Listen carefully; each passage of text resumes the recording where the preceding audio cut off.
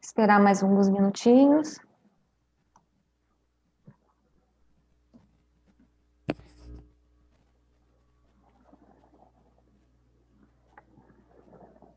Esperar o pessoal ir chegando.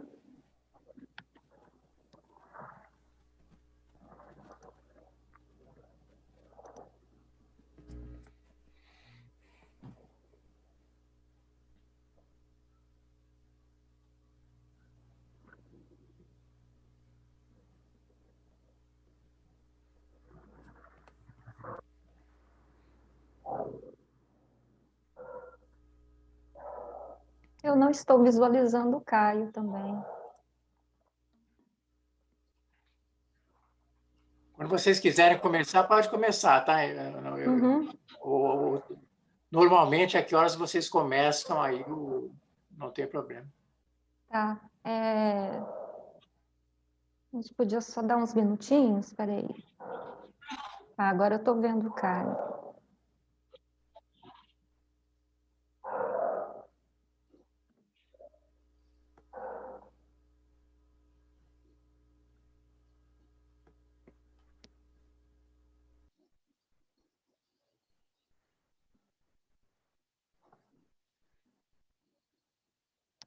Tá bem diferente a configuração agora, né? Estava acostumada com todo mundo, com as bolinhas, né, na tela. Caio, estou extremamente curiosa com o seu tema. Eu li o artigo que você indicou, da Vanessa Lemos? Vanessa Leme. Vanessa Leme. Vanessa Lemos. Não conhecia ela. Ela atualmente está dando aula lá na Austrália. Ela trabalha muito Nietzsche, Hegel, o idealismo alemão, e ela deu aula na Diego Portales, no Chile, Santiago, depois foi para a Austrália, na Austrália já passou por 3 universidades.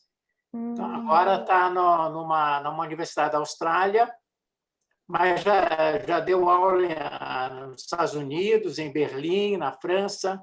Ela está rodando por aí. A Vanessa está rodando por aí. Ela é muito, muito legal. Eu a conheci lá na Diego Portales, no Chile. Uma pessoa fascinante, Vanessa Leme. Ela está trabalhando muito a questão da biopolítica atualmente. Entendeu? A questão da biopolítica. Então, a Vanessa ela acabou de publicar um texto sobre o Homo Natura. Que é até o tema, né, do artigo, né? É o tema do artigo. Então, ela acabou de publicar em inglês. Que bacana. Estão traduzindo para o espanhol agora, lá em Madrid. Logo vai sair a tradução espanhola. Nossa, eu vou querer, então. Gostei da relação que ela faz com Freud, né? Natura. Muito bom. Maravilhosa. Está sendo traduzido agora para o espanhol. A maioria dos textos foi traduzido para o espanhol. Ela vai sofrer as consequências dele. Então, a Vanessa...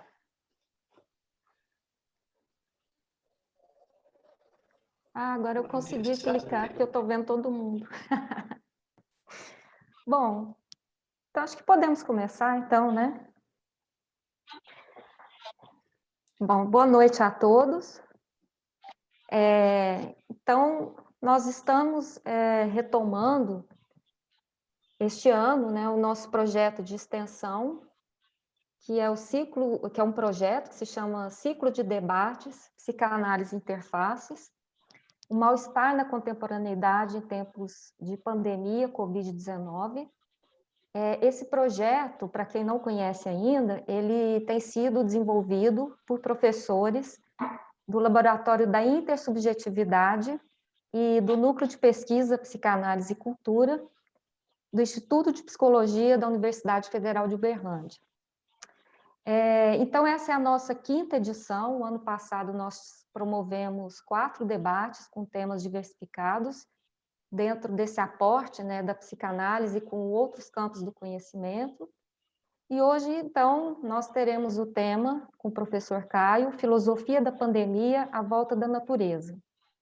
Mas antes de eu passar a palavra ao professor Caio e poder apresentá-lo, eu gostaria de levantar rapidamente algumas questões relacionadas a essa temática que hoje aqui será discutida, que é sobre o retorno da natureza, vista esta, então, como uma força indômita, selvagem, né, que espreita e escapa à vida supostamente civilizada, retomando os autores como Nietzsche, né, que é o autor também de referência do professor Caio, e também o Freud, né?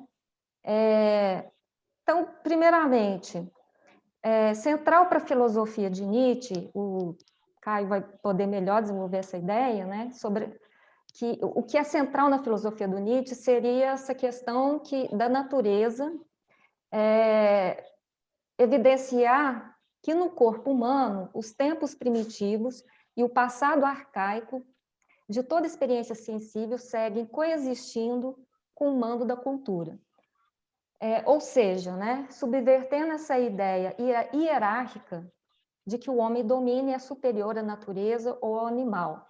Então, Nietzsche assinalou que a cultura humana é imanente à natureza e que características denominadas de humanas e naturais, elas não são separadas, elas estão interrelacionadas e não são, né, como eu disse, não são distintas. Nas palavras do próprio Nietzsche, né, de um trecho de um texto dele, A Disputa de Homero, ele traz bem essa exposição, né? O ser humano, também em suas mais nobres e elevadas capacidades, é sempre parte da natureza e ostenta o duplo caráter sinistro dela.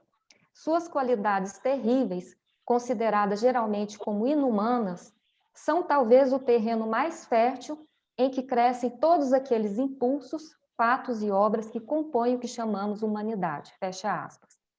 Então, trazendo essa questão, né, para o problema que estamos vivenciando com a pandemia, a partir deste trecho, eu remeto, então, a um artigo que foi recentemente publicado, uma revista, falando sobre uma pesquisa realizada pela Fiocruz, que aponta como hipótese de que um vírus primitivo presente nos nossos ancestrais poderia estar sendo reativado pelo coronavírus em pacientes em estado mais grave, causando a morte desses pacientes. Então, é uma pesquisa, né, muito interessante nesse sentido, né? Então, ela indica a presença de um retrovírus endógeno, um vírus ancestral, que infectou o genoma humano quando homens e chimpanzés na escala evolutiva estavam se dissociando. Isso é muito curioso, né? E, retomando Freud, acerca da nossa condição humana, na sua antropologia psicanalítica, ele ressalta sobre o destino trágico da humanidade, né, do ser humano, que é o de poder suportar a dor e o sofrimento infligidos pela natureza, e a morte que lhe é imanente.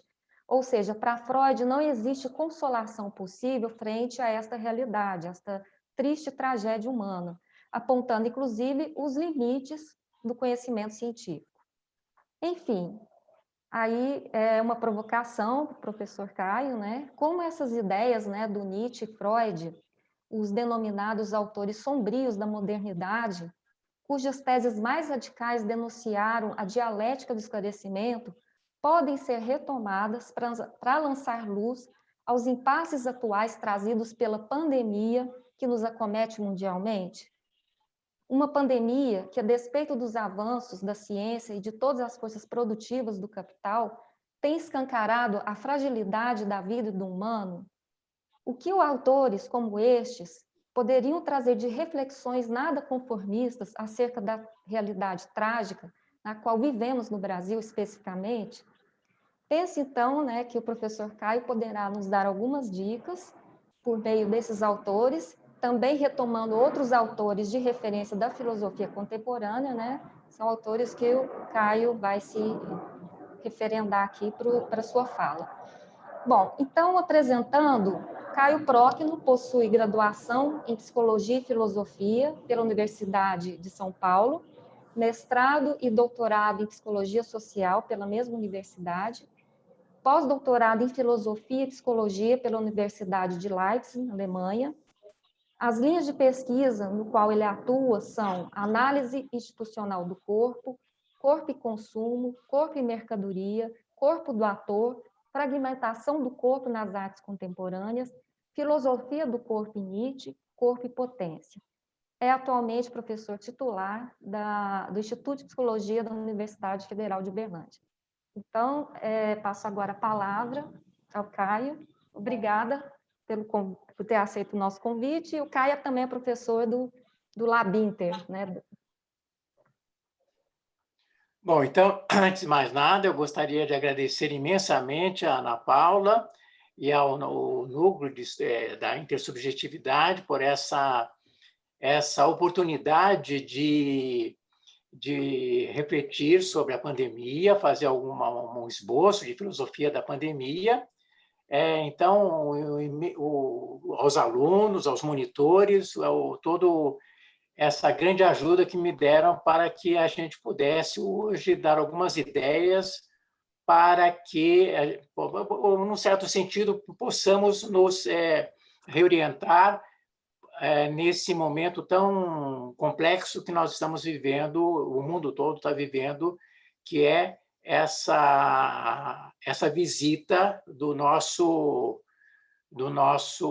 vírus, do novo coronavírus, né? Bom, eu intitulei, então, o texto A Filosofia da Pandemia, e, na verdade, a volta à natureza, isso daqui está se colocando como uma pergunta. Vai haver uma volta à natureza? Basicamente, teria que colocar um ponto de interrogação aí, se realmente vai haver uma volta à natureza. Bom, eu começo com duas epígrafes em que eu vou, num certo sentido, fazer um contraponto. Duas epígrafes que, mais ou menos, vai, num certo sentido, orientar e reorientar a ideia que eu vou tentar explicar para vocês sobre o que está acontecendo, o que pode acontecer. A primeira é uma citação de Hamlet, no ato 2, cena 2, grande peça de Shakespeare, que ele coloca muito bem no diálogo com Horácio.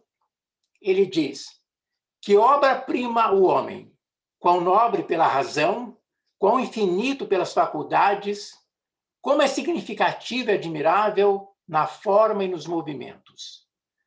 Nos atos, quão semelhante aos anjos, na apreensão, como se aproxima dos deuses, adorno do mundo, modelo das criaturas. Então, essa é a frase, digamos assim, de Hamlet, digamos assim, que será isso mesmo o que nós tivemos na história? Então, basicamente, essa é a primeira pergunta, a primeira começa pela citação de Hamlet. Contrapondo a isso, eu coloco a citação de Zaratustra. Então, num certo sentido, o meu trabalho vai fazer um diálogo entre Hamlet e Zaratustra, entre Shakespeare e Nietzsche, basicamente. Logo no início do Zaratustra, né, o Zaratustra diz, um dos seus primeiros discursos, ele diz: o homem é uma corda atada entre o animal e o além do homem, uma corda sobre um abismo. Perigosa travessia, perigoso a caminho, perigoso olhar para trás, perigoso arrepiar-se e parar. O que é grande no homem é que ele é uma ponte e não um fim. O que pode ser amado no homem é que ele é um passar e um sucumbir. Tá? Então, Zaratustra coloca isso logo no início. Então, a gente vai, num certo sentido, tentar, nesse texto, ver alguma coisa, se a resolução da pandemia se coloca no homem ou no além do homem. Ou seja, a grande posição o homem continuar com o homem ou inserir o além do homem para resolver essa problemática da pandemia. Vamos ver se a gente chega a alguma conclusão sobre isso. Bom, então eu vou lendo parágrafo a parágrafo e vou fazendo comentários, não vai ser uma leitura direta, eu vou fazendo comentários a parágrafos por parágrafos para ver se ilumina um pouquinho a contraposição do Zaratustra com Hamlet. Bom, primeiro ponto basicamente, a gente está falando do Homo sapiens sapiens. Esse é o homem, basicamente. Desde que surgiu no Vale do Transvaal, na África, há mais ou menos 200 mil anos, essa espécie dita Homo sapiens desenvolve uma relação de transformação material da natureza através, por exemplo, daquilo que Marx denomina trabalho. Ou seja, essa espécie surge de uma maneira brutal, é uma espécie extremamente inteligente, é uma ruptura na natureza, uma ruptura qualitativa na natureza, o Homo sapiens sapiens, há mais ou menos 200 mil anos, é bem mais inteligente do que seus primos mais próximos, o Homo erectus e o Homo de Neandertal, e ele, no sentido de Marx, ele basicamente acrescenta, ele inventa a ideia que Marx coloca como trabalho. Uma árvore não se evidencia apenas como uma árvore, mas sendo apropriada por essa nova espécie dos homos, já é uma canoa, um meio de transporte. Isso é trabalho, no sentido de Marx. O homem se mostra como algo bem particular e característico do humano e indica a construção, para eles, de um projeto de eu. Ou seja, essa espécie tem um projeto de eu. Essa espécie trabalha, essa espécie, digamos assim, se subjetiviza. O Homo sapiens já direciona um distanciamento do objeto ao transformá-lo em algo propriamente humano. Isso que é a ideia do trabalho em Marx. Ou seja, há nesse gesto de transformar a madeira em canoa um processo de subjetivação. Não se pode dizer nesse momento, tá, que a espécie explora a natureza, a ideia de exploração, no sentido mais de espoliação, a utiliza como algo simplesmente a ser usado e descartado. Não é isso por enquanto. Há ainda uma totalidade em que esses primeiros humanos não se colocam como algo à parte. Uma diferenciação substancial à natureza, uma diferenciação de qualidade com a natureza. Não podemos dizer isso ainda. Mesmo assim, já, digamos assim, já há alguns antropólogos, alguns intérpretes, tá, que percebem que a utilização de sua alta inteligência empreende usos e abusos. Alguns antropólogos já veem usos e abusos. Foram encontradas muitas armadilhas que o Homo sapiens sapiens perpetrou, por exemplo, a cavalos e outros animais para alimentação, que se revelaram como enorme desperdício de carne. Ou seja, uma espécie que já estava abusando da sua alta inteligência com relação a outras espécies, um número incrível de cavalos que eram jogados em armadilhas e um grande desperdício de carne, por exemplo. Então, muitos antropólogos já veem, digamos assim, um abuso em relação à natureza já no Homo sapiens sapiens. Talvez sua alta inteligência escavasse um futuro em que haveria um afastamento, já uma tentativa de domínio da natureza. Então, alguns antropólogos já veem que há uma tentativa de domínio, um afastamento. Naquela canoa, evidentemente, numa visão dialética, a engenharia genética já havia sido embutida, a bomba de hidrogênio, as conquistas espaciais e a inteligência artificial. Ou seja, quando o homem, com a árvore, transforma aquilo numa canoa, já está dialeticamente colocada a engenharia genética, as conquistas espaciais, a inteligência artificial, a bomba de hidrogênio, numa visão dialética. Ou seja, era uma questão de tempo, tudo vai chegar numa questão de tempo. Ou seja, a espécie já estaria predestinada ao domínio trágico da natureza, não haveria como escapar a essa dialética cruel. Então, para alguns, já naquele momento, não é, com essa espécie chamada sapiens sapiens, nós já teríamos um prenúncio do alto domínio trágico da natureza. Bom, aos poucos a espécie vai cumprindo sua estada no planeta e dá início às comunidades sedentárias, a conquista da agricultura e a domesticação de animais, né? O Homo sapiens vai se desenvolvendo, ele sai da África, passa pelo Oriente Médio, entra na Europa, vai para a Ásia e começa as primeiras cidades, comunidades sedentárias, vai deixando de ser o caçador nômade para trabalhar a invenção da agricultura, as primeiras cidades, domesticação de animais, tá? E aí, evidentemente, ele vai precisar deixar seu passado de caçador nômade e se acostumar nas cidades, nas sociedades, na cultura, vai se acostumar e vai ter que se acostumar aos costumes, às primeiras leis e às morais, tá? Terá que ser amansado, tal como seus animais, domesticado nos detalhes mais íntimos, tornar-se um animal previsível, um animal objeto de controle. Então, as forças pulsionais terão que ser interiorizadas, tá? Um grande espetáculo para os deuses nesse animal tão doente. É o que o Nietzsche coloca muito na genealogia da moral. É nesse momento em que o animal é interiorizado, as forças pulsionais são interiorizadas, é que ele se torna doente e agora sim objeto para os deuses. Os deuses agora veem um espetáculo interessante, um animal tão doente na cultura, na sociedade, amansado, domesticado, controlado, previsível.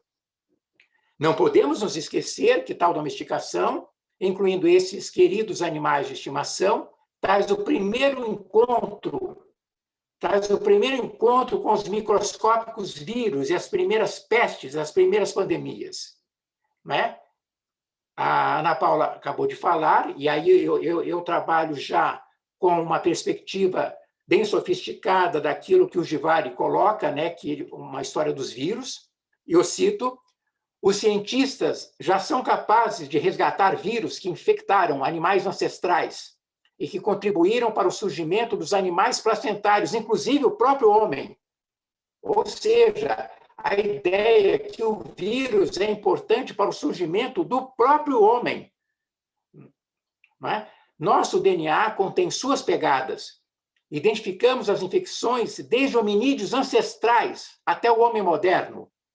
Hominídeos ancestrais, os australopitecos, os primeiros homos, até o homem moderno, até o Homo sapiens sapiens, até o nosso momento atual. Desde nossa separação dos macacos, como a Ana Paula colocou, até as doenças adquiridas na África, inclusive a tuberculose, companheira eterna do homem.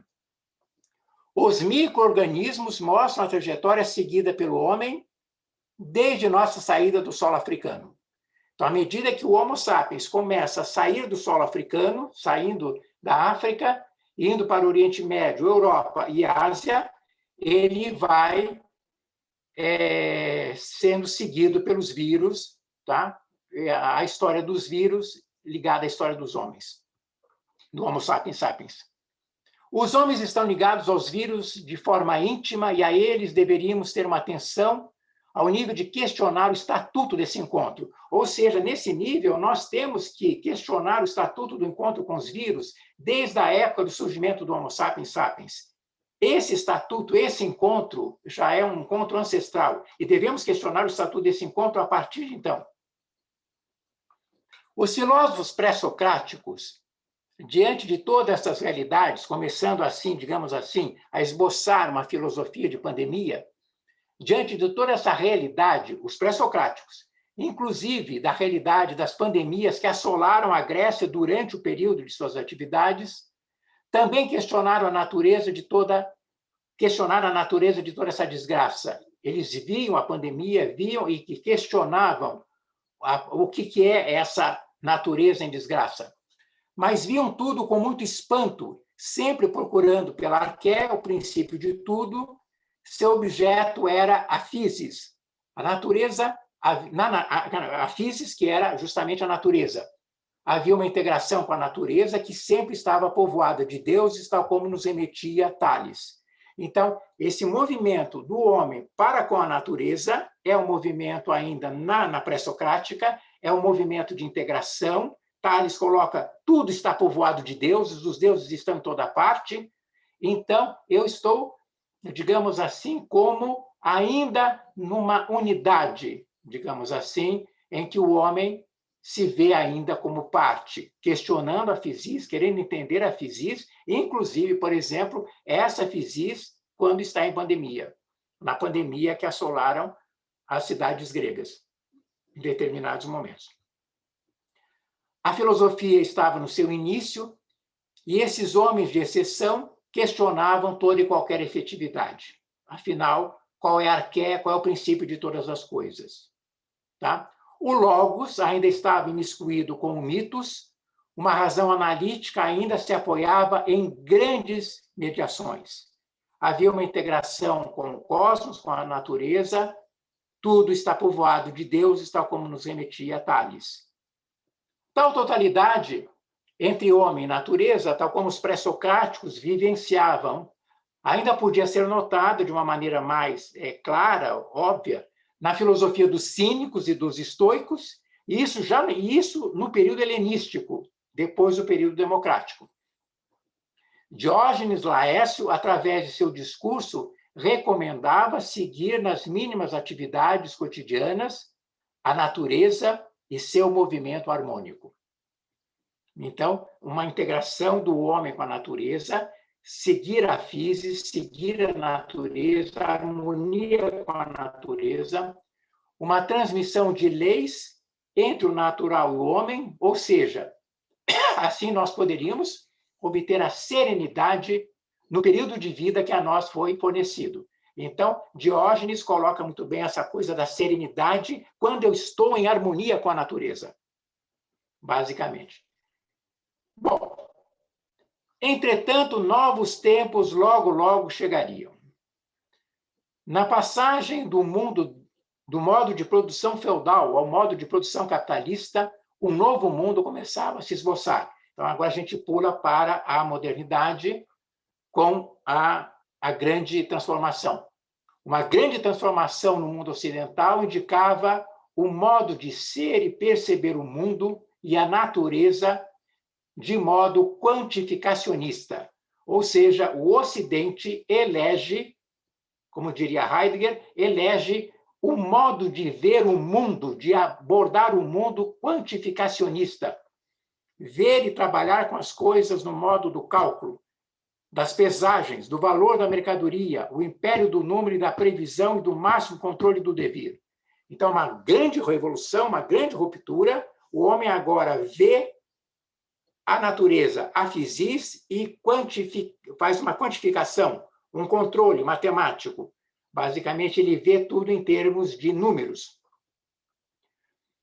Era essa ascensão da burguesia e sua mentalidade mercantil que começava a se expandir no mundo. Mentalidade de indivíduos do mercado a esboçar a individualidade burguesa, que seria aquela que teria os privilégios da verdadeira individualidade, ou seja, essa burguesia, essa classe dominante, que vai se colocando cada vez mais, vai se esboçando, a individualidade que o Bauman chama, por exemplo, individualidade de fato. A burguesia, as classes dominantes, têm acesso a uma verdadeira individualidade, a uma substância de individualidade que eu chamo de individualidade de facto. Para que essa situação se concretizasse, seria preciso uma outra individualidade a dar suporte, ou seja, a individualidade de júri, como diz o Bauman, ou seja, os trabalhadores, os marinheiros, os serventes que jamais alcançariam a oportunidade de ter uma verdadeira substância, uma verdadeira individualidade, classe dominante, classe dominada. Basicamente, era a grande época das grandes navegações. Nós estamos conquistando o mundo, não é? As burguesias estão conquistando o mundo, o grande primeiro colonialismo, tá? A invadir a América, por exemplo, e estabelecendo o seu modo de ver quantificacionista do mundo. Era a inauguração da época moderna na filosofia com Bacon e Descartes. Eu acredito que esse é o momento chave, é o momento mais radical. Na filosofia com Bacon e Descartes. Uma radical separação entre o sujeito que conhece e o objeto a ser conhecido. Foi um momento decisivo a ser questionado por toda e qualquer filosofia que queira entender a pandemia, a peste e a praga que nos acomete. O momento da modernidade em que o homem se separa radicalmente da natureza, sujeito e objeto, ou seja, é nisso, isso é o verdadeiro, digamos assim, é o momento crucial das nossas análises.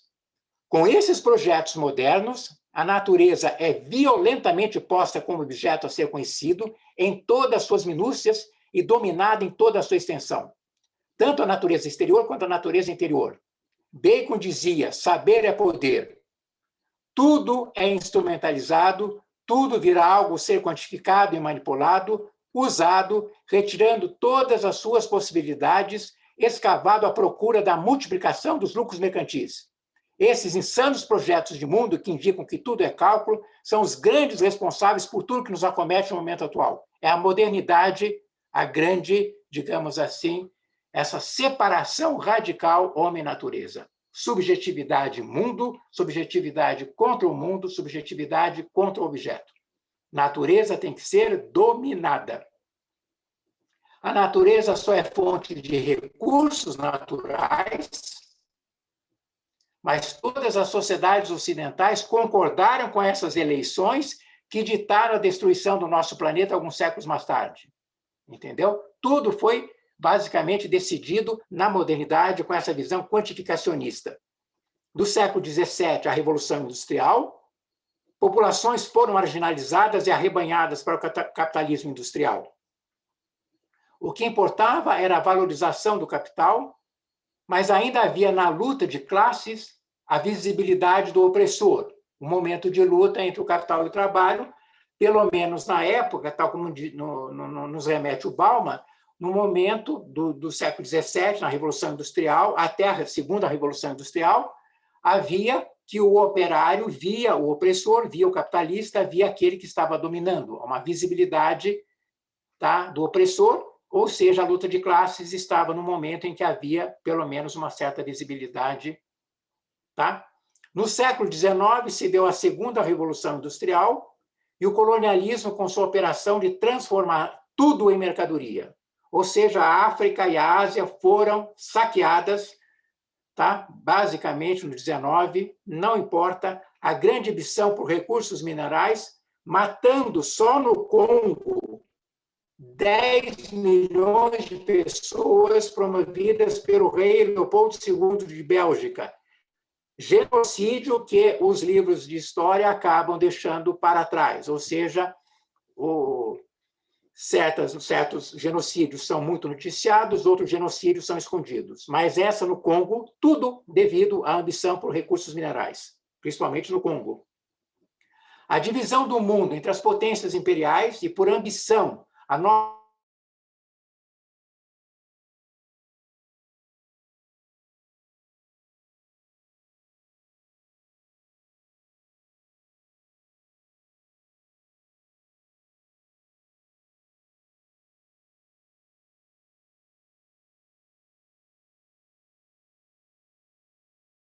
ou seja, a coisa não estava completa, a barbárie civilizada se completou, não é, em Auschwitz, com o conceito de morte industrial. Tudo isso ocorrendo no continente mais culturalmente potente, dito mais culto e civilizado, a Europa dos grandes muros, acontece Auschwitz. Como na Europa de Bar, acontece a morte. A razão instrumental, adquirindo uma potência crescente e se expandindo por todo o século XX, esboça, através da nova fase da luta de classes e da luta entre capital e trabalho, o seu mais adequado momento, a sofisticação da dominação e do poder. Bom, isso daí, basicamente, depois da Segunda Guerra Mundial, depois dessa carnificina civilizatória, da morte industrial, os países, na verdade, começam a reestruturar uma espécie de sociedade do bem-estar, entendeu? E isso fica até mais ou menos a década de 70 do século XX, quando a luta de classes vai ter outra pontuação, tá? E aí uma sofisticação imensa da dominação e do poder, que é justamente o que nós começou na década de 70 do século XX, nós estamos agora pegando os frutos mais gostosos. A sofisticação da dominação e do poder. O Capital mostra a violência mais charmosa, mais refinada, o neoliberalismo e sua nova antropologia. Neste momento, as pessoas são metamorfoseadas, como está acontecendo atualmente em empresas de si próprias. O seu próprio patrão.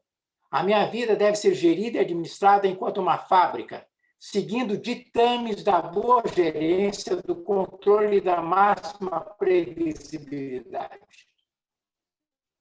Isso. O próprio Descartes, o próprio Bacon teriam se assustado com tamanha perversão, basicamente. Na Boa Nova, os empregados, os serviçais, não vem mais do capitalista, o opressor. O poder agora é anônimo, o poder agora é invisível. O capital percorre o planeta de forma incessante, ninguém o vê. Os dominados ficam inseguros, angustiados de não ter a quem reclamar. O capital agora virou extraterritorial. Devem agora apenas se preocupar com seus respectivos, os dominados, devem apenas se preocupar com seus respectivos desempenhos e como não serem ultrapassados pelos companheiros mais próximos. É basicamente o que nós estamos vivendo, a sociedade de desempenho, como diz o Byung-Chul Han, sociedade de desempenho, neoliberalismo, eu sou a empresa de mim mesmo. Eu sou o único responsável pelo meu progresso, pelo meu desempenho. Amai essa realidade. Os donos do mundo, os capitalistas extraterritoriais, ou as grandes corporações, cujo único objetivo e tarefa é a reprodução do valor do capital, eles, no século XX, nesse início do século XXI, viajavam o mundo todo nessa missão religiosa para esse Deus tão sedutor. Hoje eu tenho uma reunião em Londres, amanhã uma outra em Paris, mas aqui há 2 dias eu estava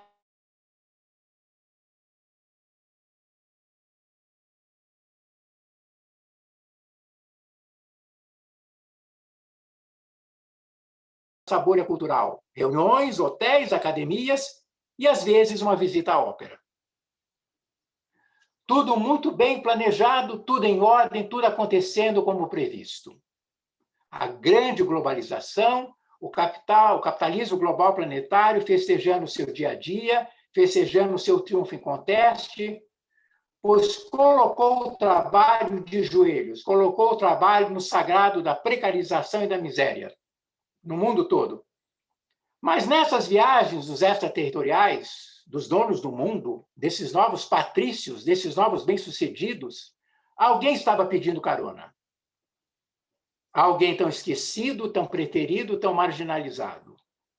Como nos diria o velho Freud, uma inquietante estranheza familiar, o conceito das Unheimlich, uma inquietante estranheza familiar também queria participar dessa festa tão global.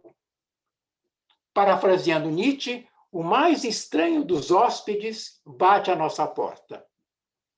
Ele avisa que, antes de tudo, nós ainda não ultrapassamos a nossa condição biológica, a nossa finitude, a nossa mortalidade. Nós ainda não ultrapassamos. Ainda não nos tornamos o ciborgue perfeito, o grande sonho da corrente transhumanista, que agora está bem em voga, a grande corrente transhumanista, de erradicar totalmente a nossa condição atávica de obsoletos. Ou seja, ainda não me tornei ciborgue, ainda não me tornei Robocop, ou seja, nós ainda temos o bios, ainda temos o biológico ainda. Para muitos autores, o século XXI começa agora com essa pandemia. Então, muitos autores não estão trabalhando mais com aquela ideia que o século XXI começava com as Torres Gêmeas.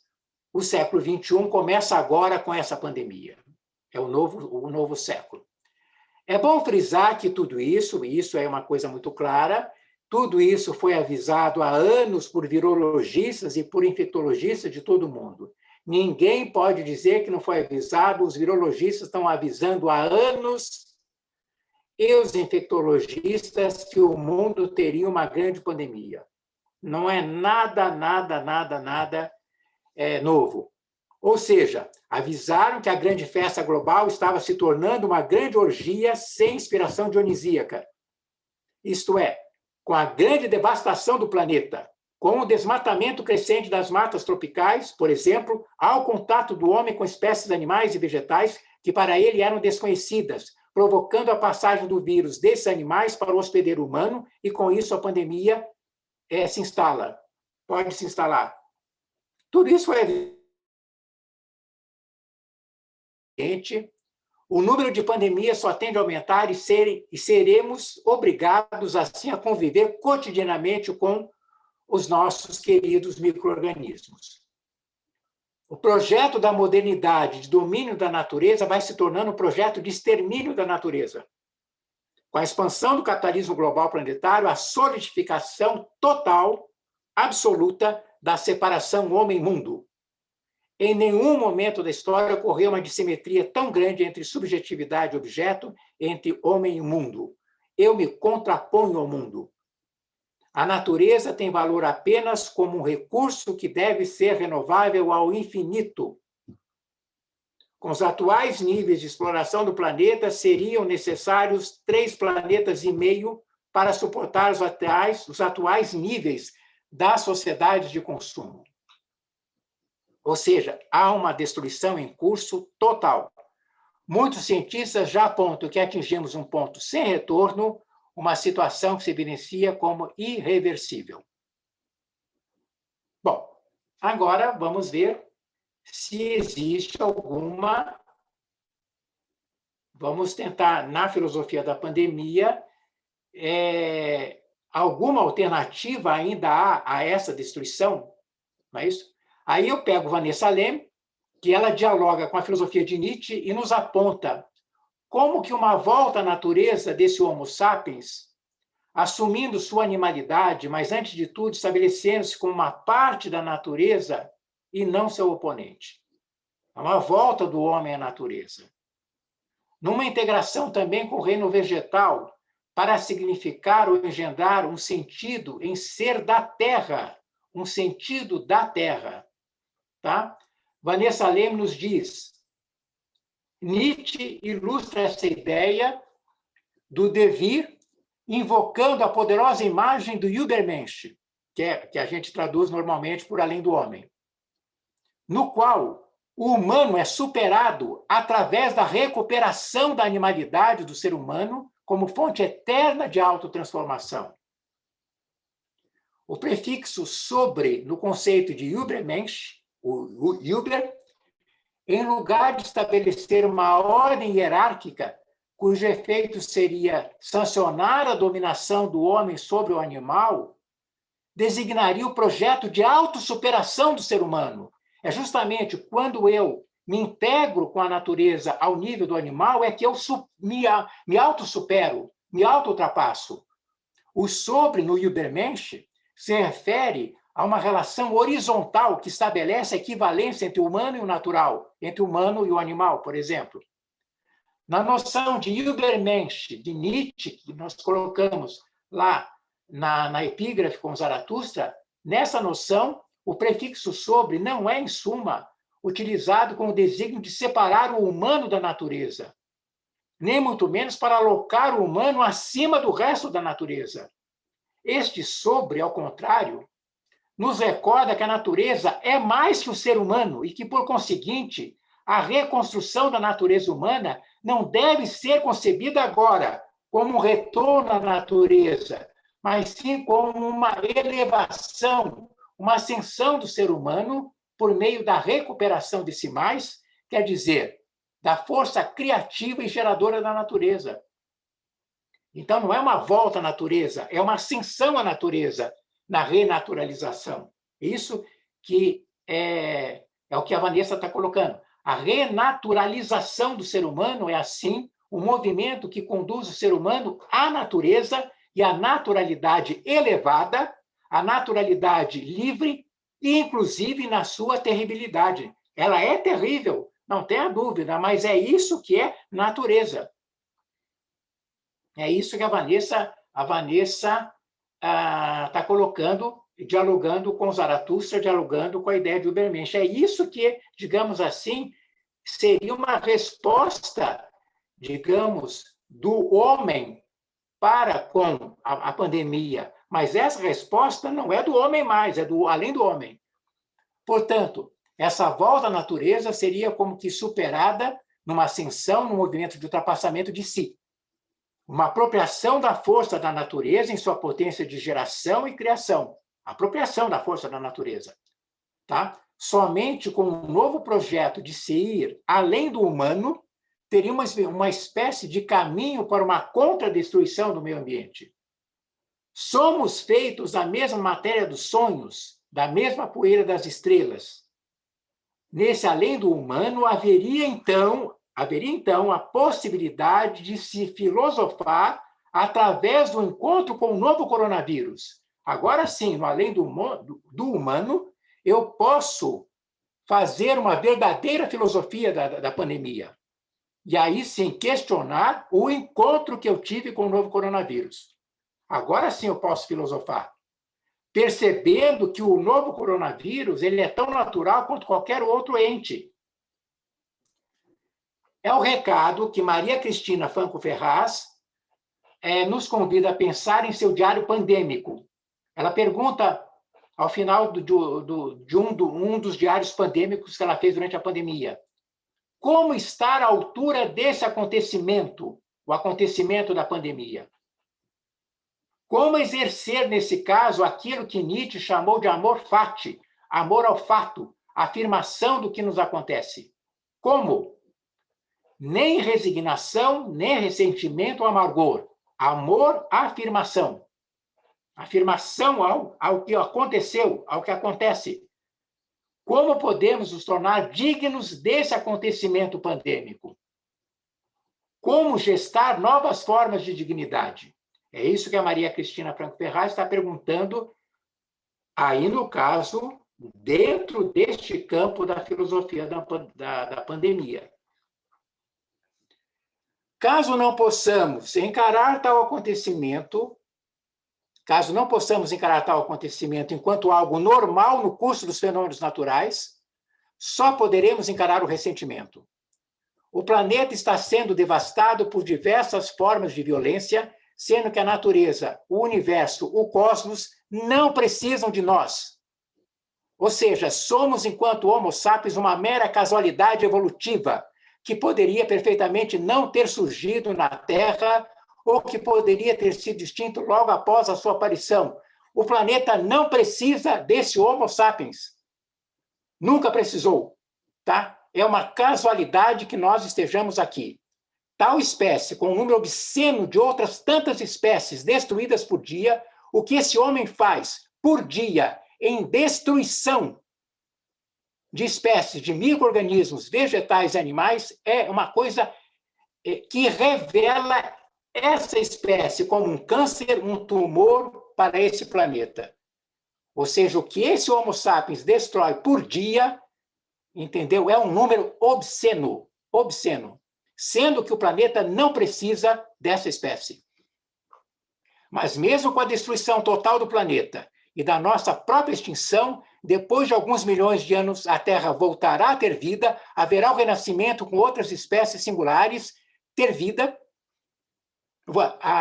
Depois de alguns milhões de anos, a Terra voltará a ter vida, haverá o renascimento com outras espécies singulares, bem diferenciadas, sem dúvidas, das atuais. Talvez uma espécie altamente inteligente, muito distinto daquilo que um dia foi o Homo sapiens. Ou seja, não pode destruir o planeta com bomba atômica, bomba de hidrogênio, pode acabar com tudo.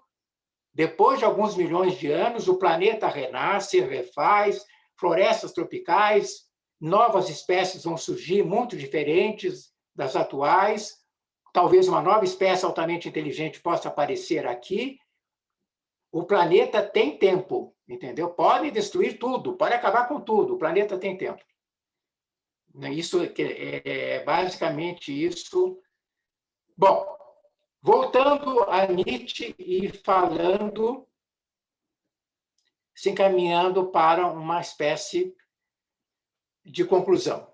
Voltando ao filósofo Nietzsche, ele diz o seguinte: em algum remoto rincão do universo cintilante que se derrama em um sem número de sistemas solares, havia uma vez um astro onde animais inteligentes inventaram conhecimento. Foi o minuto mais soberbo e mais mentiroso da história universal, mas também foi somente um minuto. Passados poucos fôlegos da natureza, congelou-se o astro e os animais inteligentes tiveram de morrer.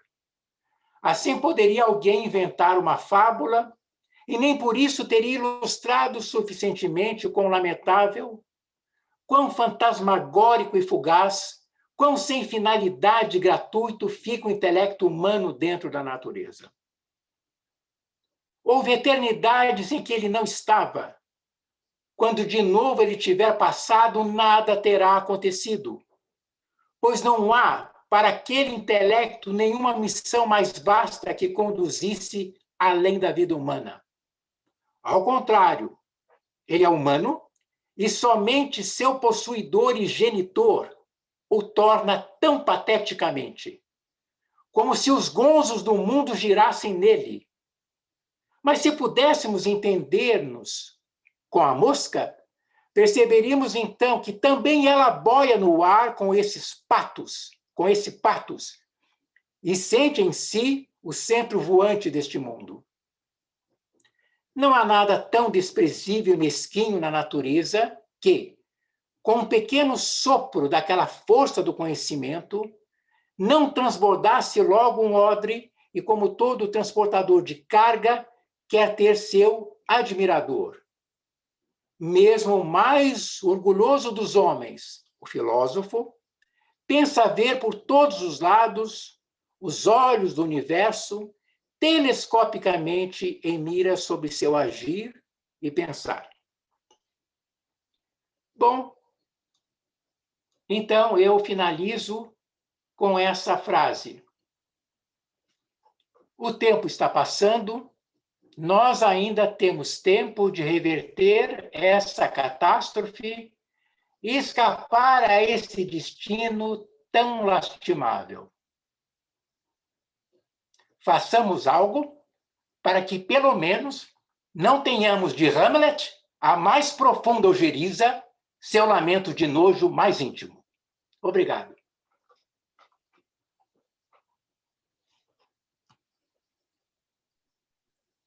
Obrigada, Caio. Belas palavras, trágicas palavras. Bom, então agora nós vamos abrir para o debate, para perguntas. Alguém gostaria de fazer alguma pergunta? Algum comentário? Podem ligar os microfones.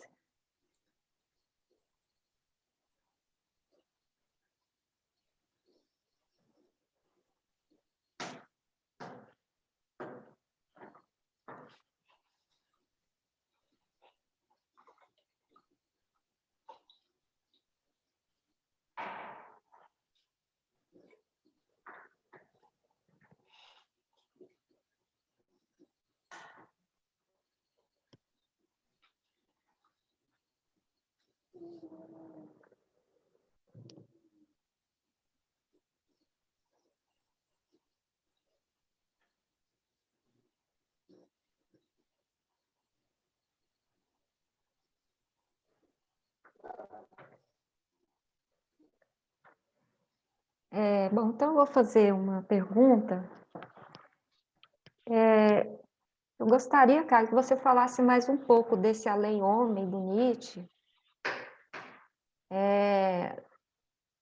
retomando, né, aquilo da citação da Vanessa Len, né, que não se trata de um retorno à natureza, né,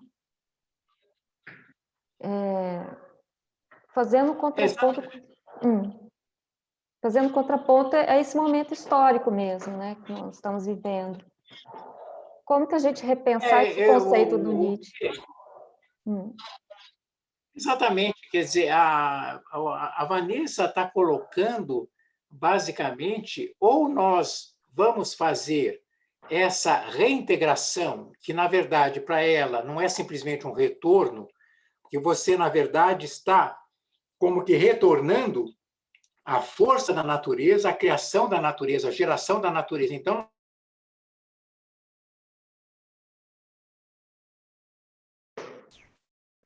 Ai, travou aí a câmera. Congelou.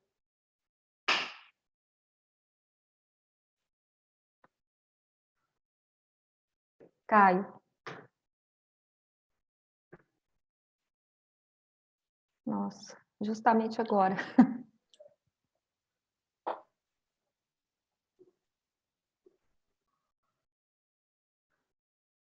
E agora, monitores. Vou tentar entrar em contato aqui com ele. Tá.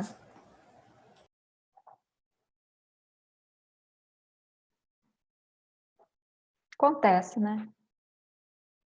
Faz parte agora da nossa vida cotidiana.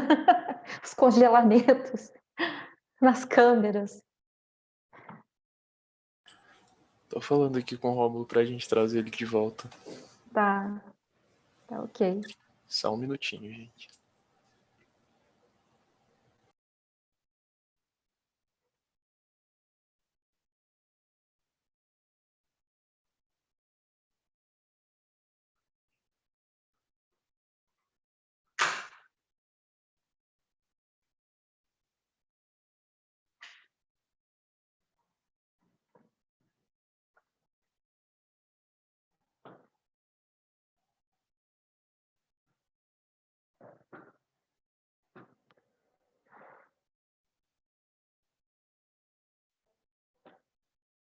Alguém nesse intervalo quiser ir pensando numa pergunta, algo que ficou da fala do Caio?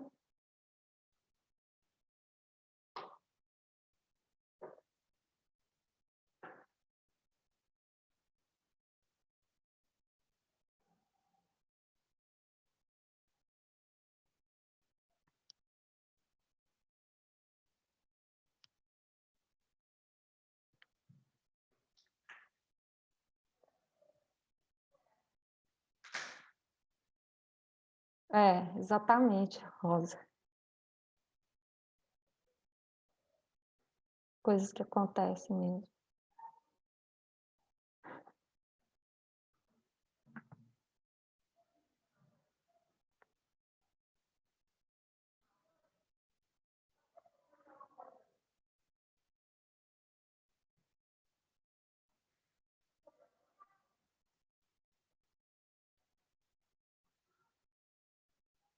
É, inclusive, o imprevisível ocorre, né? Até naquilo que a gente acha que está sob controle, né?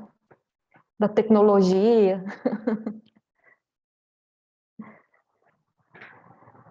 Nós, a gente que dá aula agora online, é o tempo todo é assim, né?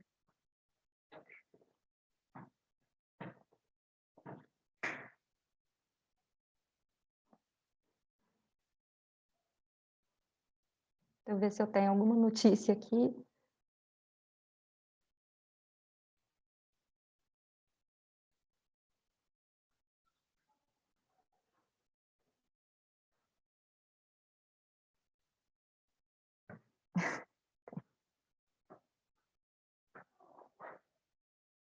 Peraí, gente, eu vou tentar passar aqui o nosso WhatsApp do Caio.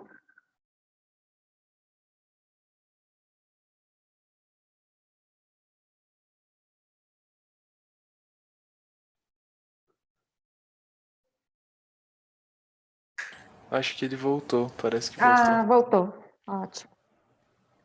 Só ver. Pronto, Caio. Acho Caio, que tá ele tá nos sem ouvindo? áudio. Tá sem áudio. Você está nos escutando? Agora tá mutado o microfone dele. Caio, tá mutado o seu microfone. Liga o microfone. Agora foi. Ok. já foi.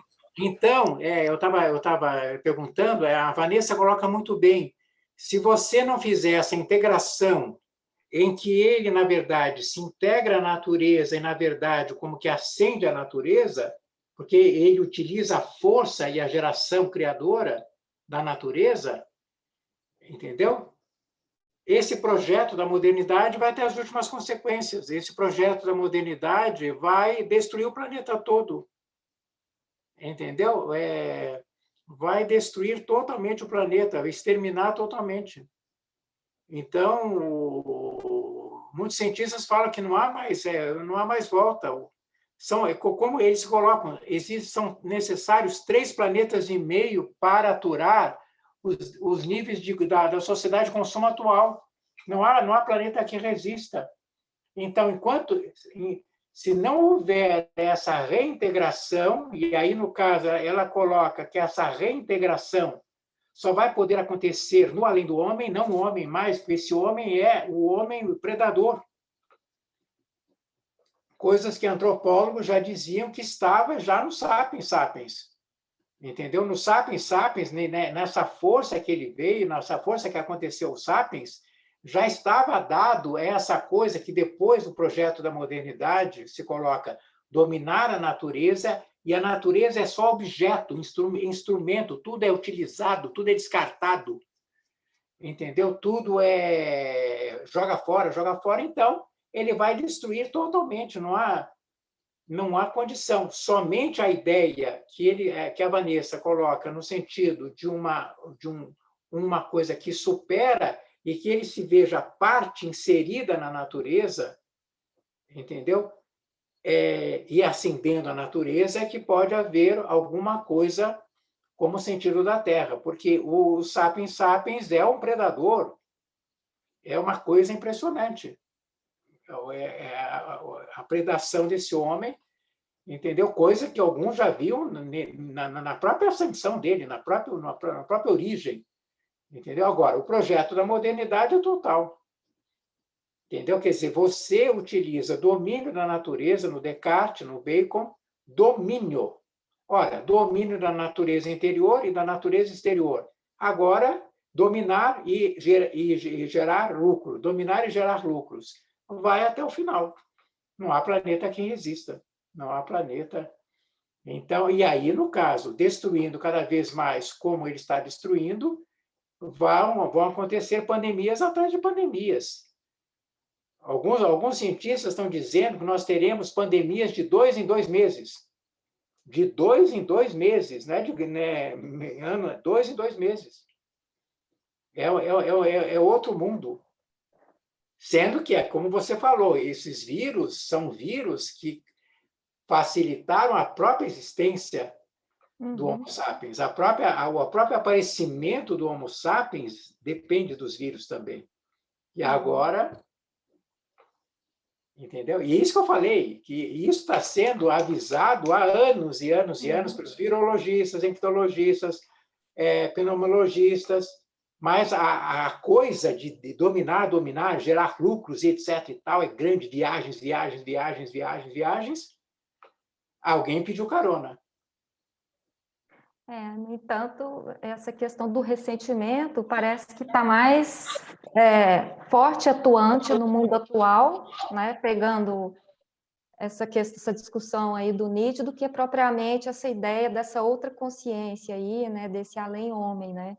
Porque o que nós temos visto é até uma atitude bastante regressiva, né? Com relação, principalmente aqui no Brasil, né? Assim, isso parece que está se resvalando por outro lado, né? O que seria o ressentimento. Do ressentimento com irracionalismo, né? Sim. E não com essa questão, né, de uma outra relação com a natureza, mas assim, parece que a gente já está recaindo no outro lado da irracionalidade, né?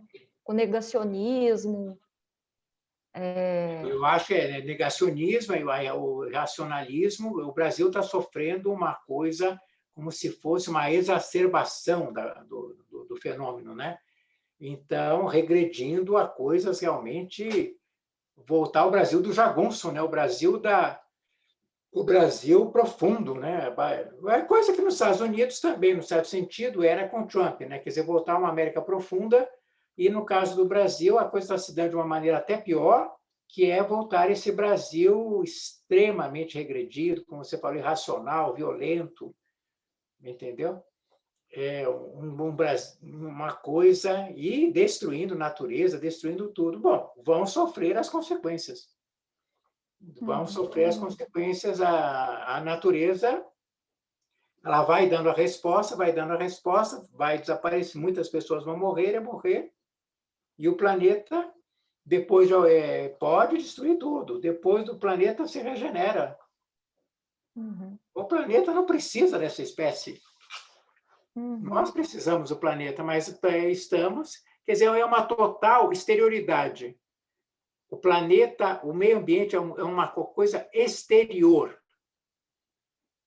Exterior ao homem, quer dizer, não tem nada a ver comigo, não tenho nada.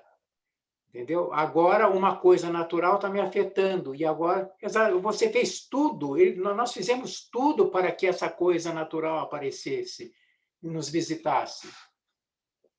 Entendeu? Exatamente, quer dizer, eles estavam viajando, viagens frenéticas para tudo que é lugar do mundo. Esses capitalistas, e eles foram um dos principais vetores, eles que viajaram de ponta a ponta. Esses donos do mundo, capitalistas extraterritoriais, como diz o Bauman, né? Então, eles vão levando... É lógico, você vai tendo contato, desmatando, você vai tendo contato. Exatamente, quer dizer, é o extermínio mesmo, a destruição total do planeta, uma coisa assim absurda. E aí a Vanessa coloca, ainda podemos reverter, mas o tempo está chegando a hora do apocalipse, quer dizer, cada vez mais próximo. Então, aí a ideia da racionalidade, né? Do racionalismo, né? Isso aqui é uma coisa muito mais ampla, né? Do que, por exemplo, o nosso irracionalismo aqui no Brasil. Nós estamos regredindo mesmo, décadas e décadas. Mas se você pegar a história do Brasil, uma hora ia chegar a isso. Você vê toda a história brasileira, ia chegar a um determinado momento dessa regressão forte. Entendeu? Porque, na verdade, o Brasil é o projeto da exclusão mesmo. Quer dizer, é por isso que a gente fala, os historiadores estão falando, o projeto de Brasil deu certo de ser um país excludente, racista, misógino. Esse projeto de Brasil que veio da colônia deu certo, está dando certo. É basicamente por isso que 58 milhões de pessoas votaram no capitão.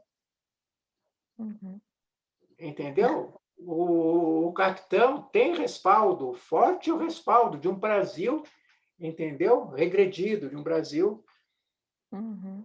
Mas é que, num certo sentido, a gente foi passando uma época, depois da redemocratização, uma época que a gente não via mais isso. É como se isso tivesse sido ultrapassado, entendeu? Como tivesse sido, não. Era uma grande parte da população que ficou escondida, não é? Votando em candidatos brincadeira, e depois surgiu alguém que os representasse. Daí veio, que é uma regressão completa, é uma coisa impressionante, como o Brasil regrediu. Mas você tem o voto de 58 milhões de pessoas. Como o Trump. O Trump teve 74 milhões de votos. Sim. Entendeu? Não é pouco. Não é pouco. Ou seja, como diz o Delila. O Delila diz o seguinte: as esquerdas acabaram, digamos assim, como que desprezando esse pessoal. E aí ele diz, não, você tem que conversar com esse pessoal, né? No caso do Partido Democrata, você tem que ir aos estados mais que perderam mais na globalização e conversar com as pessoas que são trumpistas. Né? Você tem que conversar, não adianta só desprezar e ficar nos estados do leste pensando que as pessoas votam tranquilamente. É isso que todos os professores e pensadores estão indicando. Nós teremos que conversar, pelo menos, com os bolsonaristas de ocasião, não os fanáticos, os de raiz, mas os bolsonaristas de ocasião, que votaram por vários motivos no Bolsonaro ou na extrema-direita. Temos que conversar, temos que. Senão, não adianta. Não adianta isso. O de raiz realmente está muito complicado, né? Mas aqueles que foram de ocasião, nós temos que conversar. Não adianta só desprezar e ficar, porque isso vai voltar.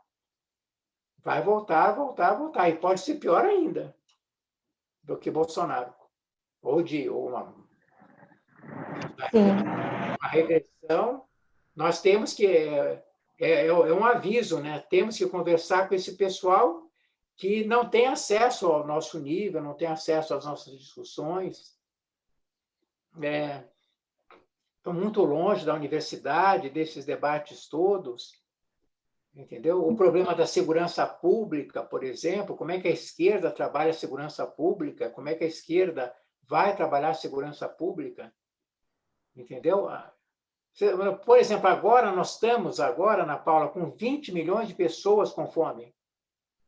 Atingimos, né, 20 milhões de pessoas com fome no Brasil atual. Então, é muito complicado, é muito... Mas isso daqui, dentro de um projeto, a gente está falando de um projeto global que a extrema-direita está se aproveitando. Sim, sem dúvida. O Delila fala muito bem o seguinte: isso daí vai acontecer porque a democracia, os países democráticos não estão dando aquilo que prometeram. As pessoas estão ficando... Ora, a democracia prometeu isso, isso, isso. Nós não estamos recebendo, nós temos... Como é que fica? Entendeu? Então, dá ensejo a esses populistas de direita. Na Hungria, na Polônia, aqui no Brasil, nos Estados Unidos, na própria Itália, que agora reverteu um pouquinho. Que trabalha a questão do ressentimento, né? O ressentimento... Das massas. Isso daí, o ressentimento, você vê, por exemplo, nas técnicas nazistas de arrebanhar pessoas, entendeu? O Goebbels, por exemplo, eu acho que eu já devo ter falado isso para você, o Goebbels, nas memórias, ele fala muito bem sobre isso, quando ele foi seduzido por Hitler. O Goebbels tinha toda uma formação universitária, chegou a ser socialista, e ele fala muito bem. O Hitler, ele pegou uma energia que estava circulando na Alemanha naquele momento, uma energia solta, livre, energia livre, pegou isso e deu um objetivo para o povo alemão, como você falou, ressentimento. Pegou esses preconceitos médios, esse ressentimento, e direcionou. Entendeu? Inclusive pegando ele próprio, Goebbels, entendeu? Para um projeto de extrema-direita, altamente destrutivo, violento. Mas é isso mesmo, você tem que pegar preconceitos médios e ressentimento. Daí você direciona, instrumentaliza, e aí você chega ao poder. Os regimes mais bárbaros chegam ao poder através de manipulação de sentimentos médios. É o que está acontecendo aqui no Brasil. Sim. Ressentimento é a arma ideal para esses... O nazismo ensinou isso para todos os outros regimes de extrema-direita. Trabalhar com preconceitos médios, capturar preconceitos médios, instrumentalizar e dar uma direção. Hitler fez isso, todos eles, todos os partidos, Mussolini também. Então, eu vejo por aí. Agora, no nosso caso, conversar com esse pessoal. Pelo menos as pessoas de ocasião. Senão a gente vai perder mais uma eleição, entendeu? E aí a gente não sabe o que vai acontecer. Não tem a mínima ideia do que vai acontecer depois. A Beatriz aqui está perguntando que você, Beatriz Diniz, que viu na sua fala algumas referências de textos de 2020, reflexões recentes, se você poderia recomendar mais produções assim. Ela está perguntando. De 2020, sobre o quê? Na sua fala, que você, ao longo do seu texto, você fez algumas referências de texto de 2020. Acho que talvez pudesse... A Vanessa, a Maria Cristina Franco Ferraz, a Vanessa, todos eles são de 2020. De 2020, já são, a Vanessa é de 2021. E a Maria Cristina Franco Ferraz é de 2020, durante o Diário Pandêmico. Isso é de julho de 2020. Porque a N1 Edições, ela pegou, tem uns 60 textos, mais ou menos, sobre a pandemia, e a Maria Cristina Franco Ferraz foi mais ou menos em junho, julho de 2020. Essa é a referência que ela quer. Então, ela pode entrar, Ana, pode escrever para ela, que ela pode entrar na N1 Edições e pegar todos os textos sobre a pandemia. Ah, sim. Tem ótimos textos mesmo. Tem uns 60 textos, mais ou menos. E eu peguei o problema da Maria Cristina Franco Ferraz, porque é essa coisa que ela está colocando de uma maneira muito filosófica, se nós estamos à altura do encontro com o vírus. Entendeu? Se nós estamos à altura do encontro com o vírus. A gente, como você falou, ele está na própria nossa origem. A origem do Homo sapiens foi a contribuição dos vírus. Agora eu estou. Qual o meu estatuto desse encontro? Eu estou à altura do encontro com o novo vírus? Uma coisa fantástica da Maria Cristina sobre uma filosofia da pandemia. É uma coisa que eu não vi no Zizek, isso eu não vi em outros autores que estão trabalhando. Quer dizer, é uma coisa de um estatuto, entendeu? Porque é uma coisa natural. O vírus é uma coisa natural. Você está à altura desse encontro? Porque aí é a ideia, né? Aí a Vanessa Leme está colocando de uma outra maneira que o homem não. O homem, eu acho que não tem mais possibilidade, só além do homem. O além do homem, o homem já está tão intoxicado por essa sociedade de consumo, entendeu? Tudo vira instrumento, todas as nossas comunidades, nós estamos preparados para tirar todo esse conforto, essas comunidades que nós temos no mundo contemporâneo? Eu acho que a humanidade não está entendendo isso. O Boaventura de Souza Santos também vai um pouco nessa direção, né? Ele fala que se a gente não mudar nosso modelo de produção... Vai acabar, o planeta não resiste. Num certo sentido, a sociedade de consumo como nós vivermos como se fosse o American Way of Life. Todo mundo quer o American Way of Life, com todas essas facilidades, né? Os celulares, a televisão, tudo tranquilo. Ora, isso tem um custo terrível para o planeta. Então, eu acho que a Vanessa ela vê a solução já no além do homem, não no homem mais. O homem já embarcou na sociedade de consumo e ele vai até as últimas consequências. Ele vai desaparecer com a sociedade de consumo. Ele não tem mais como retroceder. É uma revolução imensa que seria necessária, mas e ao mesmo tempo, né, o além do homem vai surgir do homem. Você está entendendo? O além do homem vem do homem. O além do homem não é uma coisa vinda de fora. O além do homem vai surgir do estrangulamento desse homem, mas ele vai surgir do homem. E aí que é a grande questão de que homens, quais homens vão poder engendrar o além do homem. Mas terá que ser já o além do homem, uma outra mentalidade, uma outra ideia de união com a natureza e ultrapassamento da natureza, mas é uma coisa impressionante. Eu não vejo as coisas, os objetos, como instrumento, como tudo é descartável, tudo foge das mãos.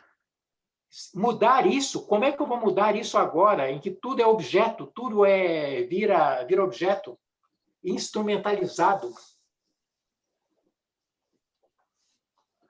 Entendeu? Essa é a grande pergunta. Como é que a gente vai ultrapassar isso? Mas, se não ultrapassar, vai ser a destruição. Uhum. Mas é como Nietzsche coloca no texto, né? Depois de alguns minutos, o cosmos continua tranquilo. Vai ter uma outra Terra, vai surgir uma outra Terra, novas espécies. O cosmos não trabalha, 5 minutos, 10 minutos, desapareceu, acabou. Vai embora. Uhum. Entendeu? Quer dizer, é aí que eu estou colocando no final. Isso faz com que Hamlet repense a frase. Uhum. Entendeu? Que belo é o homem, etc. e tal, mas quando você tem essa ideia, ele só pode se enojar. Ele só pode ter nojo do homem. Sim. A ojeriza do homem que fez isso daí. Que ele estava num contexto, entendeu? De superação do homem também. E aí, se isso não acontecer, de Hamlet só teremos a ojeriza e o nojo. Sim. Entendeu? É esse contraponto que eu fiz entre Hamlet e Zaratustra. Uhum. Sim. Uhum. Ótimo, foi muito bom. Shakespeare e Nietzsche. Né? A gente fica encantado quando ouve essa frase no Hamlet, entendeu? Mas essa frase, hoje em dia, sendo dita hoje, o que quer dizer isso? No mundo atual, de destruição do meio ambiente, como é que fica a frase de Hamlet? Aí você vai ter que repensar isso daí, você vai ter que questionar. Entendeu? Mas é um momento muito grave, é um momento muito complicado. Eu vejo essa humanidade está passando um momento muito, muito difícil. E vai ter que repensar, vai ter que dar um passo atrás, senão não há planeta que resista. Entendeu? Alguns intelectuais já estão até dizendo a gente vai ter que ir para Marte. A gente vai ter que fazer o projeto Terraformação em Marte. Ou seja, muitas pessoas já estão falando tranquilamente que nós teremos que ir para Marte. Já estão falando isso naturalmente, tranquilamente. Iremos para Marte fazer o processo de terraformação de uma nova humanidade marciana. As pessoas vão nascer em Marte e fazer o processo de terraformação. Numa boa, falam isso numa boa, como se estivesse falando qualquer coisa. Ou seja, já estão apostando na destruição da Terra. Entendeu? Agora, o que eu falei para você, muitos antropólogos acham que isso já está no Homo sapiens. Sim, no início da... Ele veio com tudo. Esse impulso de destruição, né? Esse impulso de destruição, esse impulso de domínio, esse impulso, entendeu? É como se ele dissesse, logo de cara, quando surgiu, nós vamos dominar a natureza, custe o que custar, nós vamos fazer engenharia genética, nós vamos fazer a bomba de hidrogênio, nós vamos fazer a conquista espacial, custe o que custar. Vontade de saber a qualquer preço, vontade de saber a qualquer custo, já está posto no Sapiens. Entendeu? Já está posto no Sapiens. Nesse sentido, o projeto da modernidade, entendeu? É uma coisa... não adianta colocar a causa principal no projeto da modernidade, no capitalismo agora global. A coisa já está posta no Sapiens. Mais cedo, mais tarde aconteceria isso. Ele veio com muita força. esse projeto de eu dele, a arte que ele faz nas cavernas, costuras, arte, microarte, arte, miniaturas, é uma coisa impressionante a inteligência desse homo.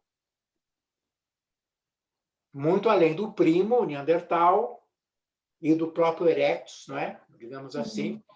Ele veio com tudo, ele veio com muita força. E aí, as guerras primitivas eram terríveis, eram violentíssimas, entendeu? E você agora me diz que a coisa na modernidade, a coisa é no capitalismo, pelo amor de Deus. Vai estudar antropologia, meu caro. Aí o cara que ele vai falar isso, ele tá já no Sapiens. O Entendeu? capitalismo só sofisticou, né? Pelo caso do Freud, a pulsão de morte é a pulsão de vida, essa destruição. Eu acho que o Freud concordaria com essa visão antropológica, que você trabalhar com o projeto da modernidade, o capitalismo contemporâneo, eu acho que não convenceria o Freud de jeito nenhum. É a pulsão de morte, pulsão de vida, então ele já vê provavelmente. É que na antropologia, na época, ainda não dava, mas as descobertas que foram sendo feitas depois da destruição que esse homem fez, entendeu? Desperdício, como eu falei, desperdício de carne, armadilhas para animais, caíram milhões de cavalos, entendeu? E o desperdício de carne, por exemplo, desperdício de alimento. Entendeu? Então, eu acho que o Freud veria mais uma coisa bem mais atávica, bem mais regredida, do que simplesmente. Agora, a gente está trabalhando que o capitalismo contemporâneo é uma coisa que tudo só vai, a única coisa que vale é o capital. O valor do capital, a nossa vida é totalmente gerida por essa valorização. E tudo tem que virar mercadoria, tudo tem que ser comprado, vendido, a gente começa a ter desejo de coisas, entendeu? E ele vai se reproduzindo assim, vai se reproduzindo assim até que destrói o planeta todo. Os recursos, tem que ter recursos, né? Tem que ter matéria-prima. E, para isso, mata todo mundo, não tem problema nenhum, vai em destruição. Aqui, por exemplo, Eduardo Lopes está dizendo que, infelizmente, não recebi nenhum e-mail. Não tô, o que quer dizer isso? Também não sei. Aqui, pergunta. Clara, você pode acompanhar mais informações sobre o ciclo de debates pelo perfil Ciclo de Debates Lab Interno no Instagram. É o site, né, onde a gente posta os debates, os eventos, né? Porque estou perguntando qual o próximo evento, a gente ainda não tem ainda um programado. Aqui, por suas palavras impactantes, duras, mas fundamentais.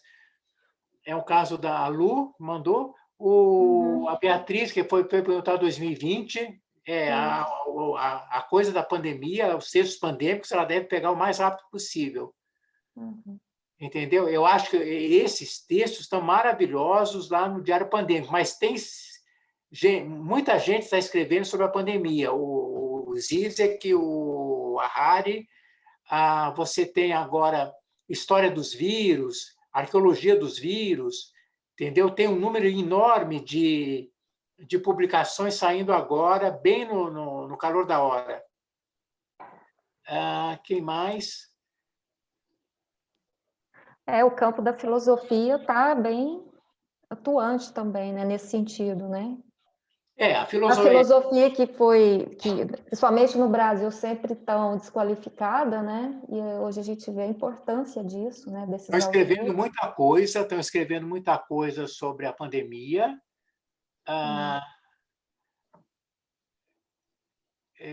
Que mais? Saber mais informações?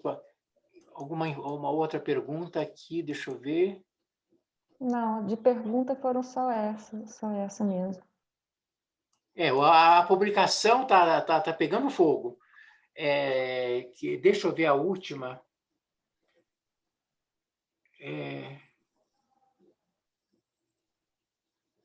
Eu vou recomendar para vocês um texto literário muito interessante que acabou de sair, da Djaimila Pereira de Almeida, que é sobre o silêncio das plantas.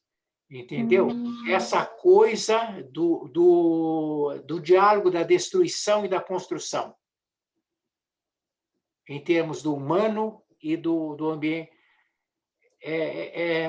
Sobre essa integração com a natureza, como seria possível essa integração com a natureza, é um texto muito impactante, um livrinho pequeno, de Djaimila Pereira de Almeida, que é aqui, a brilhante palestra, Sara Arinos, é de Djaimila Pereira de Almeida, O Silêncio das Plantas, da editora Todavia, podem pegar. Brilhante palestra, eu tenho perguntas sobre o processo de subjetivação, falar mais sobre o possível. A Sara Arinos. Basicamente, eu coloquei subjetivação ali no sentido do Marx mesmo, quando a ideia, quer dizer, o homem, por exemplo, quando o Homo sapiens, quando surge, e ele vê uma árvore, entendeu? E ele transforma essa árvore numa canoa, isso é uma subjetivação. Ele, digamos assim, projeta um projeto que ele tem na cabeça, entendeu? Ele projeta naquela matéria, que é uma árvore que ele vai transformar numa coisa bem humana, que é uma canoa. Isso que o Marx coloca aqui, subjetivação. É uma coisa muito legal. Quer dizer, a árvore, ela é árvore, ao mesmo tempo não é mais árvore. É a tal da dialética. Ela já é uma canoa, ao mesmo tempo que não é uma canoa. Esse é o movimento dialético que o Marx coloca. Isso é trabalho. Ele trabalha, ele transforma a natureza e a canoa tem uma carga subjetiva nele projetada.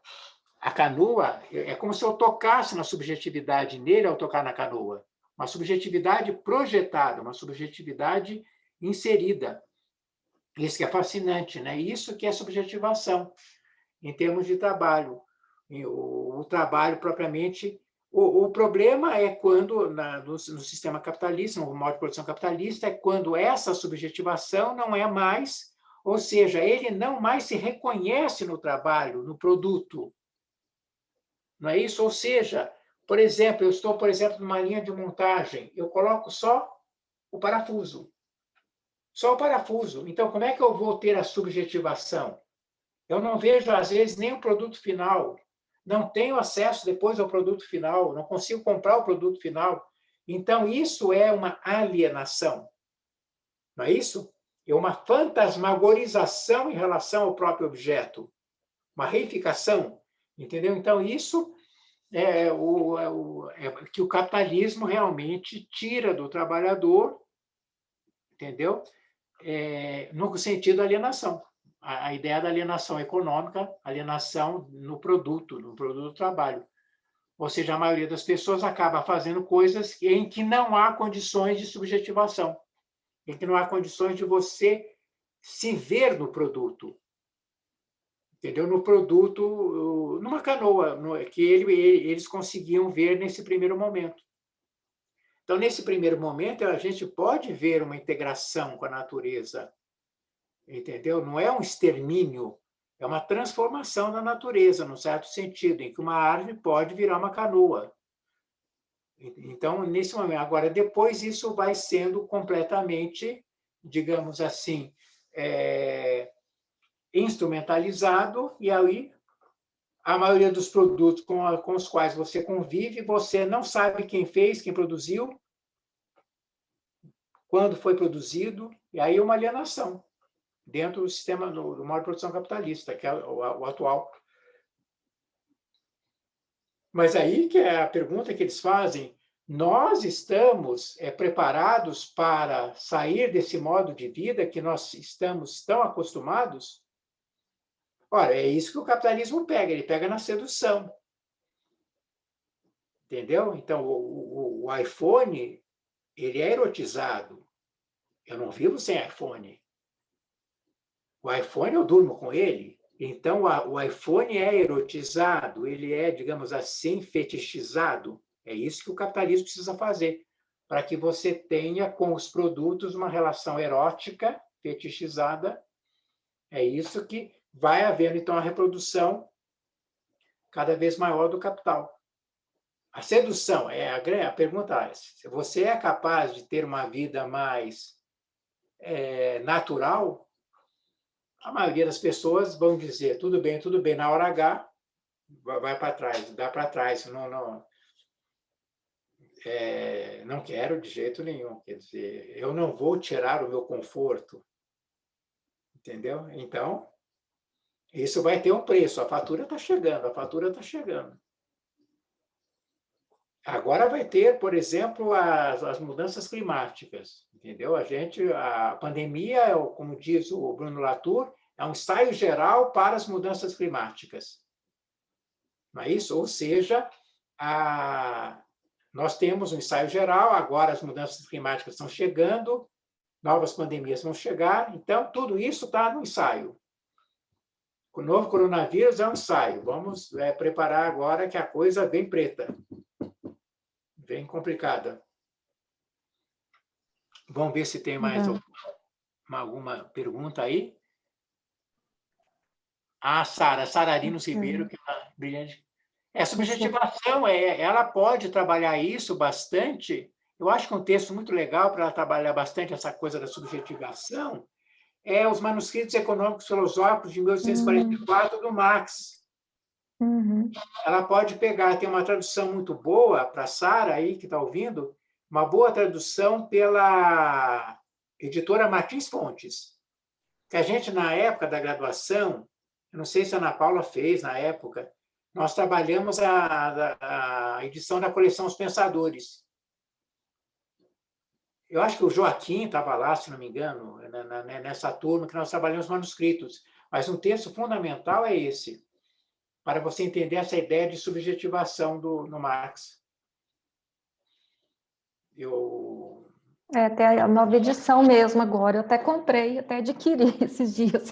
Manuscritos Econômicos Filosóficos, da editora Martins Fontes. Aliás, eles estão fazendo... Aliás, a editora Martins Fontes, não, a editora... Boitempo, né? A Boitempo que... Eu acho que está até ali, tem que olhar. A Boitempo que está colocando toda a obra do Marx, é isso mesmo. Então, para a Sara, que está querendo se desenvolver nisso, a editora Boitempo, está publicando toda a obra do Marx. Entendeu? Acabou de publicar os últimos escritos econômicos. Entendeu? Então, tem ela que está... Essa é uma questão fascinante dentro do Marx. E do marxismo em geral, né? Ela pode trabalhar também, se ela quiser avançar mais, o texto do Lukács, História e Consciência de Classe. Também editora Martins Fontes. Não a Boitempo, não, editora Martins Fontes mesmo. História e Consciência de Classe. Aí ele trabalha muito a ideia da reificação. Entendeu? A Sara, se quiser entrar nessa linha do marxismo, do Marx e do marxismo. Mas tem bibliografia fascinante sobre isso. O que mais? Que eu me lembro agora, tem que começar pelo Marx. Depois ela pode avançar mais para outros. Pegar o Lukács e depois avançar mais ainda. Tem mais alguma pergunta aí no chat? Alguém gostaria de fazer mais uma pergunta? Quem quer fazer pergunta aí? Alguma?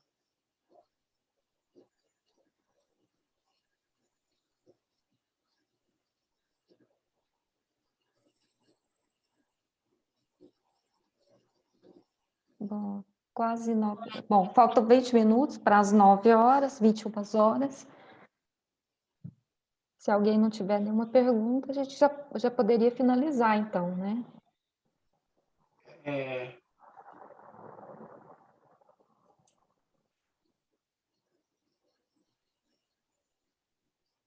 A Fernanda apareceu, a Fernanda Utumi.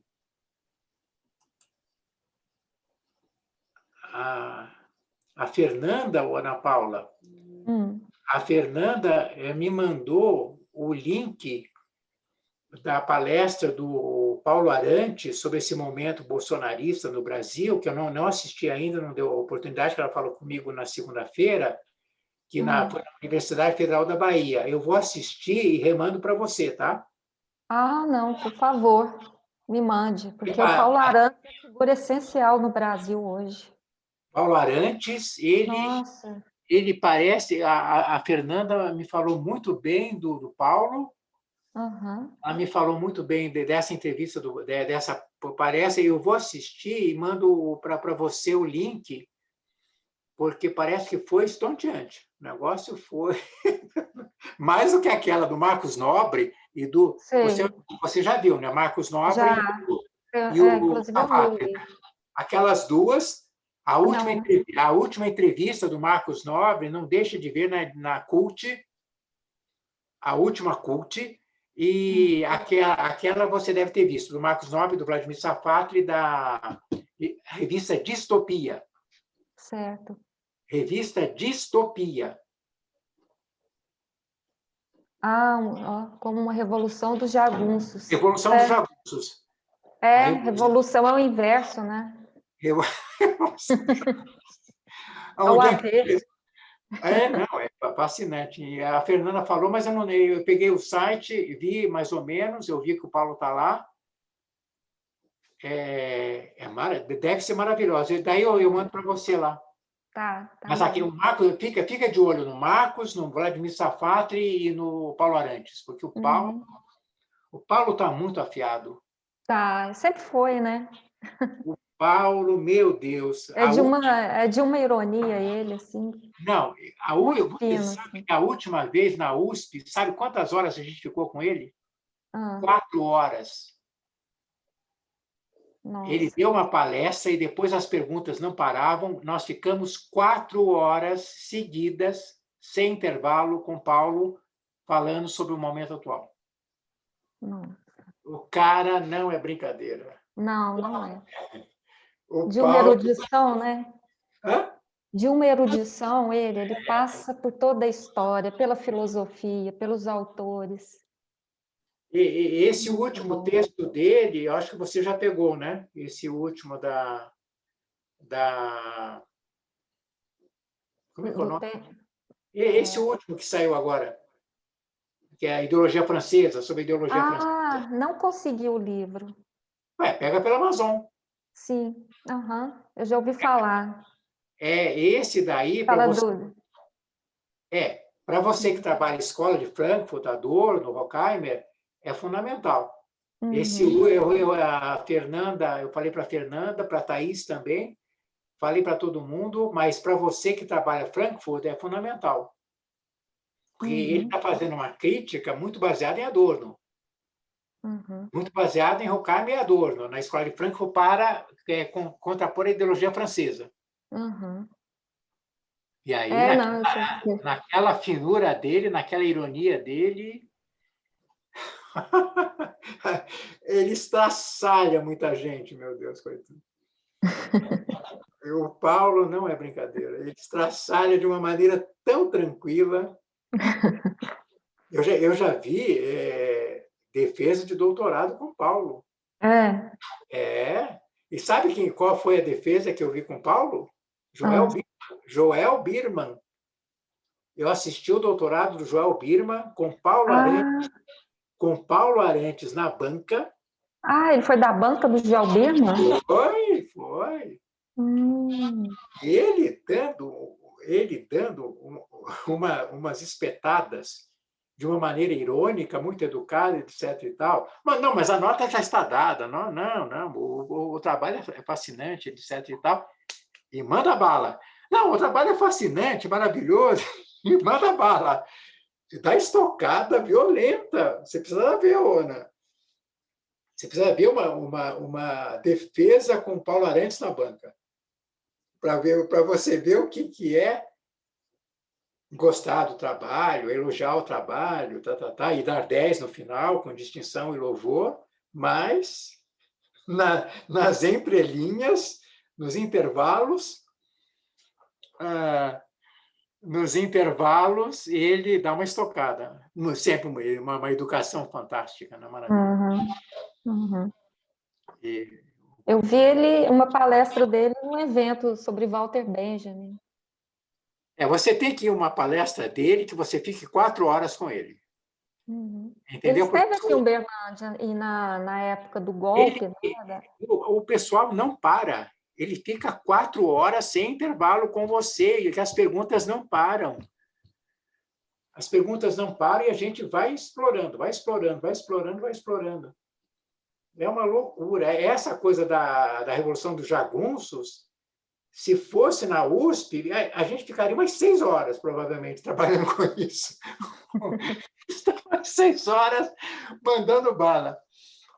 Ele não se cansa, ele vai... Que coisa, né? Está aposentado já, está aposentado, mas está orientando ainda. É maravilhoso. Muito bom mesmo. Bom, então podemos encerrar, gente? Podemos, tá certinho, podemos encerrar, então. Tá. A gente se vê logo, logo. Ainda tem mais uma palestra? Vai ter uma palestra do Lab Interno? Não, vamos nos reunir para pensar a próxima. Tá ok?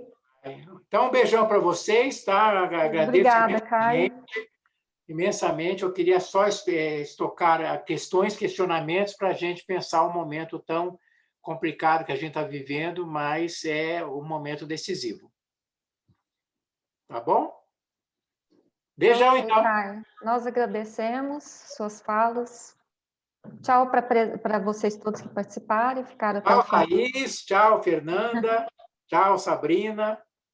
Tudo orientando? Tchau. Fernanda e Thaís, quem sabe Thaís a próxima. Tá ok, gente. Boa noite a todos. Obrigada, então. Um beijão, então. Tchau. Sara Arinos.